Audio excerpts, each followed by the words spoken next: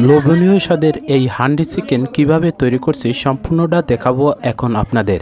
Handi chicken তৈরির উদ্দেশ্যে বাসা থেকে বের হই। সবার প্রথমে বাজারে রকেটের দোকানে গিয়ে 1000 টাকা উত্তোলন করি। এরপর বাজারে গিয়ে সুন্দর একটি মাটির পাতিল ক্রয় করি। আর এদিকে মাংসগুলো কেটে রেডি করা হয়েছে এবং মাংসে পর্যাপ্ত মশলা মিক্স করা হয়, সরিষার তেল দেওয়া হয়, সব দিয়ে ভালো করে মেখে এরকমভাবে রাখা হয়। এরপর সেই মাটির পাতিলে জিরা, তেজপাতা, এলাচ, লবঙ্গ গরম করা হয়।